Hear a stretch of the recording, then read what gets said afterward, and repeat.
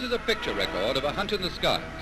The hunter is a Sunderland Flying Boat of RAF Coastal Command, and her search begins as from Pembroke Bay in Wales an Aldous lamp signals the all clear to take off. Her 1,200 horsepower engines roar into life as the 30-ton giant leaves the water and turns west towards the grey vastness of the Atlantic. Somewhere there is her quarry.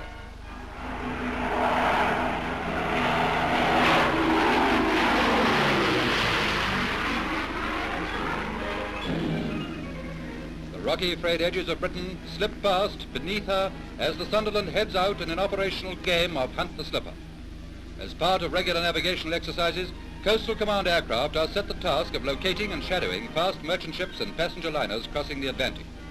Her crew are briefed with the barest of information. On this trip, simply, Queen Mary has left New York, steering 080 degrees, intercept and shadow.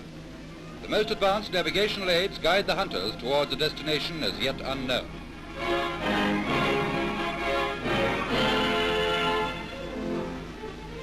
For the 9-man crew, the exercise means anything up to 12 hours confined in a tiny world on 2 floors. Interceptions are made at all hours, day and night, and in every kind of weather, under conditions approximating to a wartime operation.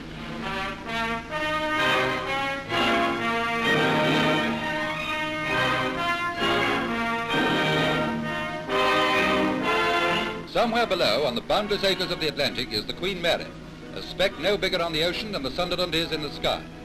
By the magic of science, 2 moving pinpoints on the map are drawing together.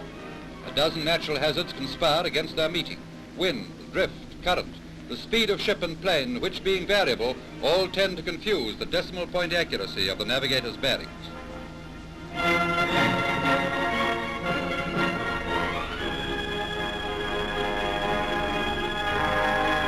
Every 2 hours, a co-pilot takes over the Sunderland's controls. Below deck in the galley are cooking facilities to match the kitchen of any home. Hot food is served with hotel efficiency, yet the nearest land is now 300 miles away.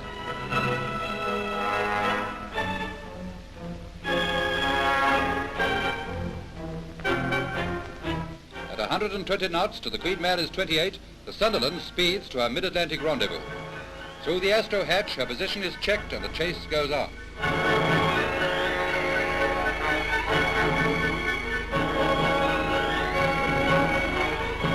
Now radar joins in the hunt. Ship and plane are now less than 100 miles apart, from starting points 3,000 miles distant. The hunt is almost up.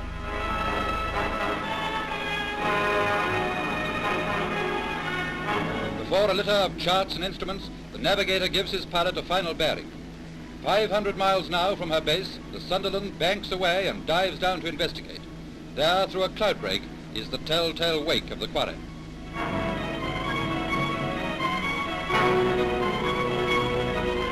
The Queen Mary has been located after a 4.5-hour search. Many other famous ships of all kinds cooperate in these important Coastal Command exercises. By pre-arrangement, ship's officers often give orders for radar watch to be kept for the intercepting aircraft.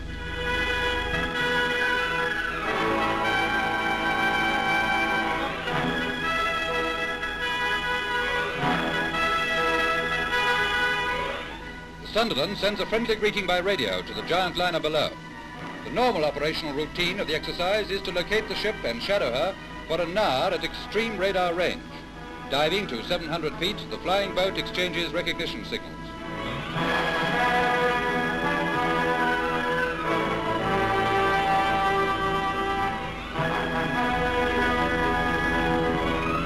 A mission almost identical with this brought the German battleship Bismarck to her doom in the Atlantic during World War II.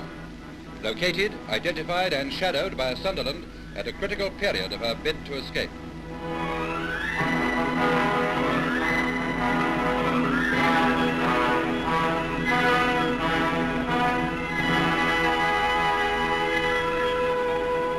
The eyes are sharp and the arm is long of Coastal Command's flying huntsman. A model job that will give a model performance. Made by Mr. George Wills of the Chingford and District Model Engineering Club, it's believed to be the only working model of a motorcycle and sidecar in existence.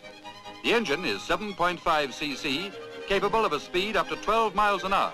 And like everything else about the model, with the exception of tires and a few accessories, it's been manufactured from scratch.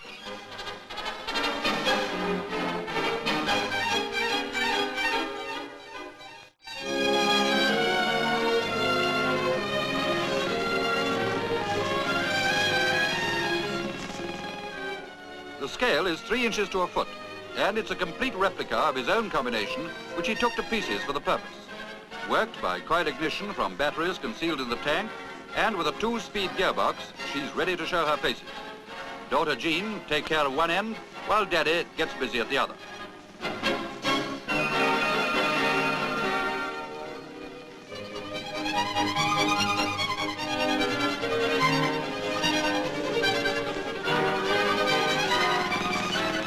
After 4 years of painstaking work, this is the moment that Mr. Wills has waited for.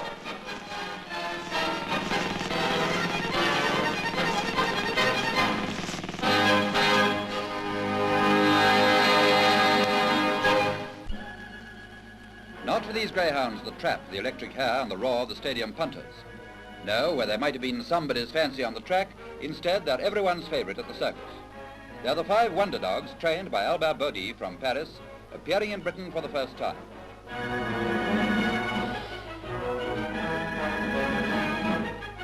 If you don't believe a dog gets a thrill out of being an actor, watch them just beg for applause.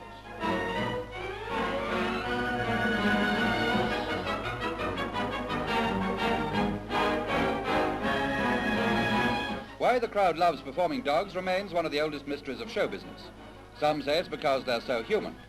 But what man could ever do a turn like this?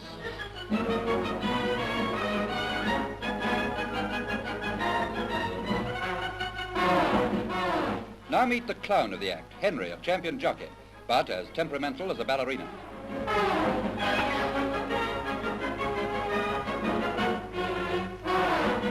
Henry's being trained for a new trick. The idea is for him to do a reverse somersault from the saddle, but apparently this is Henry's off day. He tells his trainer he'd much rather be up a tree than standing on his head. Nuts to this circus stuff.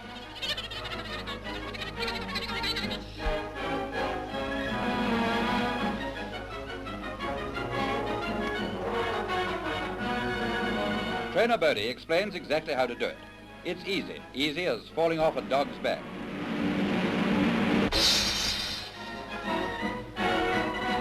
Henry's bored. He wants a holiday.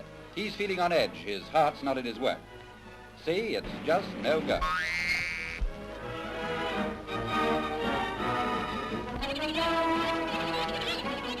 Now Henry's mad. He'll report it to the union. He won't go on. He'll go on strike. And just to prove it, he'll stand on his head till the boss gives in.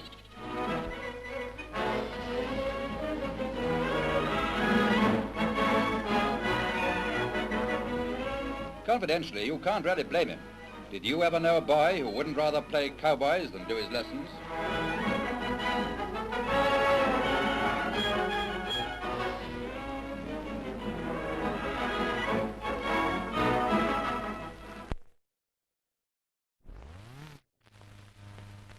How to be a barber in safe and easy lessons. It's all right if you cut yourself when shaving, but strangers are apt to be annoyed.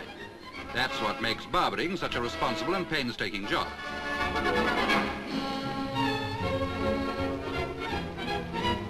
The would-be barber stands by. He's just itching to get hold of that razor.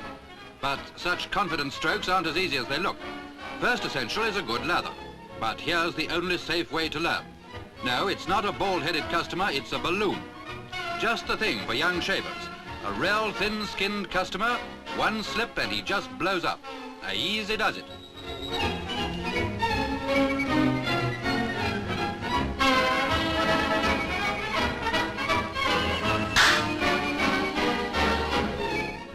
Be more careful this time.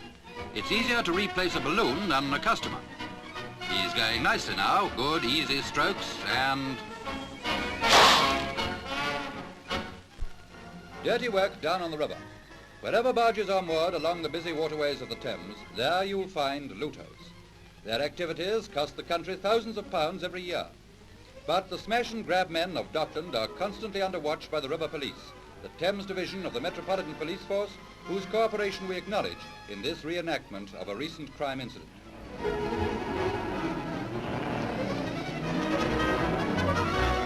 Today's River Police follow the tradition of the first Marine Force started over 150 years ago by the West India Company. Now operating from 5 stations between Barnes and Erith, they watch over 36 miles of shipping.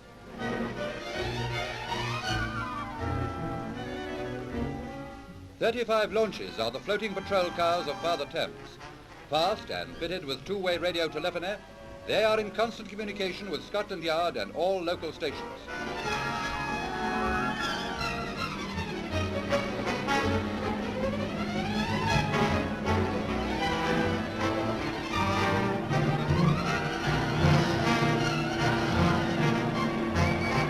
The game's up for a couple of would-be pirates. A routine capture on the River Bobby's beat. Mostly ex-sailors, river police personnel undergo tough training for the job.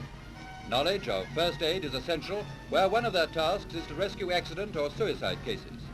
In addition to patrol duties, they must deal with ships in collision, fires and salvage work of all kinds.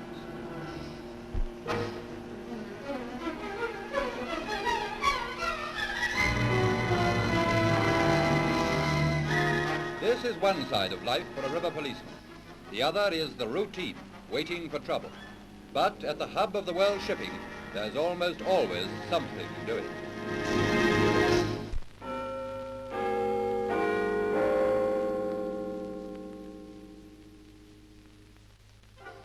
Night empties the city streets. The crowds have gone home. The traffic is still. But through the darkness cut the headlamps of a car, an emergency ambulance speeding to a hospital. For while you sleep, another side of the city is wide awake. Men and women who dare not close their eyes. The oldest alarm in the world has gone out. A life is in danger.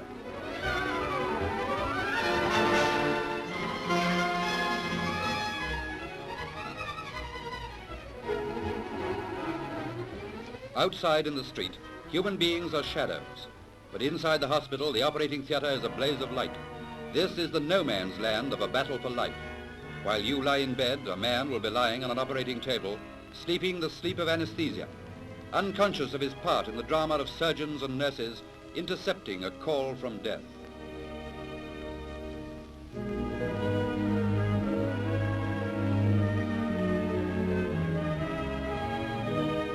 The surgeon is the general conducting the battle. X-rays are his maps of the enemy's forces and emplacements, the slender intelligence enabling him to plan his campaign. Assistants and nurses are his army, quiet, deft, unhurried.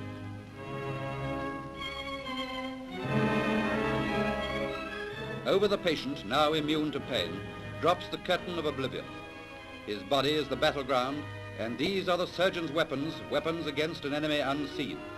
This is 0 hour. Now the battle is on. Death, the opponent, has already begun the attack. He chooses his own time to strike, daylight or darkness, observing no hours. Night is his friend. The small hours when most men are off their guard, when human resistance is at its lowest ebb. And so this other world within our world exists, peopled by skilled men and women who wait through the darkness to meet the challenge whenever it comes. They fight in silence. More light needed, but the instruction from the surgeon never needs to be uttered. Nurses are the general's other eyes, watching the battle as he wages it, knowing in advance his strategy, anticipating his tactics. The battle reaches its critical stage.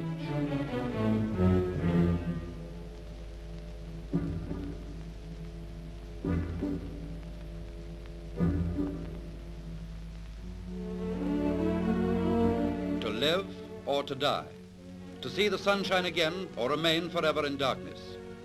Even the surgeon knows that now the issue is out of his hands.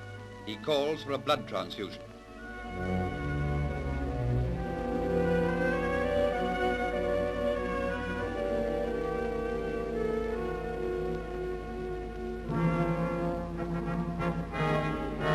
Victory.